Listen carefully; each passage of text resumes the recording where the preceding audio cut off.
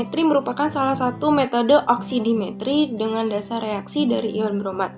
Oksidasi potensiometri pada bromometri relatif tinggi yang menunjukkan kalium bromat termaksud ke dalam oksidator kuat. Kecepatan reaksi pada titrasi ini tidak cukup tinggi sehingga harus dilakukan dalam keadaan panas dan lingkungan asam kuat untuk mempercepat laju reaksinya. Adanya sedikit kelebihan kalium bromat dalam larutan akan menyebabkan ion bromida bereaksi dengan bromat. Bromin yang dibebaskan akan merubah warna dari larutan menjadi kuning pucat. Bromatometri merupakan salah satu metode titrimetri yang menggunakan bromin sebagai indikatornya. Brom akan direduksi oleh zat-zat organik, lalu terbentuk senyawa hasil substitusi yang tidak larut di dalam air. Brom juga dapat digunakan untuk menetapkan kadar dari senyawa-senyawa organik yang mampu bereaksi secara adisi atau substitusi dengan brom. Bromin yang dilepaskan bersifat tidak stabil karena mempunyai tekanan uap yang tinggi dan mudah untuk menguap. Oleh karena itu, penetapan harus dilakukan pada suhu serendah mungkin serta labu yang digunakan untuk titrasi harus tertutup dari cahaya matahari.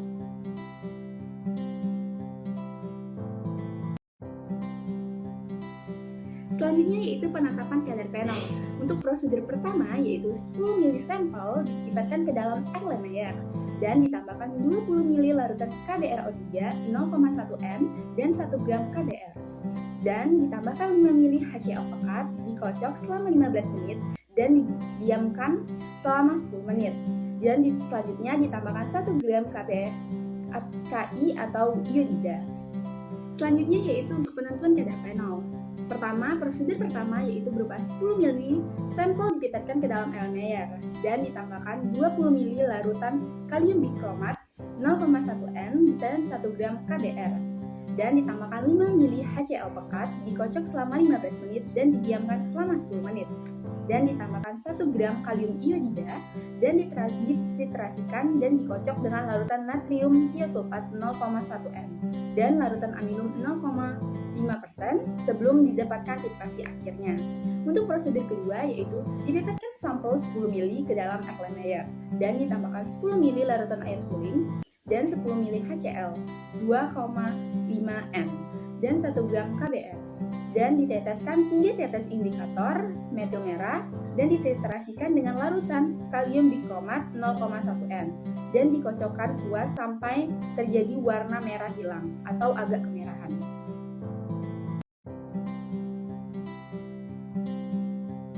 Prinsip pembakuan harus ada larutan standar primer yang dimasukkan ke dalam air Lemayer dan larutan standar sekunder yang dimasukkan ke dalam buret.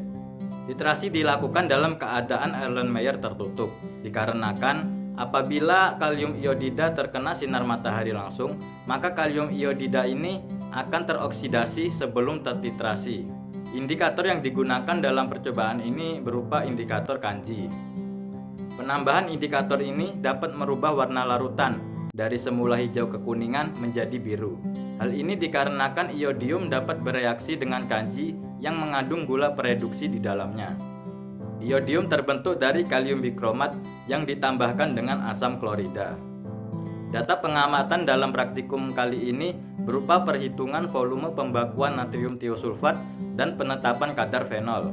Perhitungan pembakuan natrium tiosulfat diperoleh normalitas sebesar 0,07 normal dan penetapan kadar fenol diperoleh massa sebesar 0,090 gram dan persentase kadar 18%. Sekian pemaparan titrasi bromometri dan bromatometri dari kelompok kami. Jika ada kekurangan kami mohon maaf. Kami akhiri. Wassalamualaikum warahmatullahi wabarakatuh.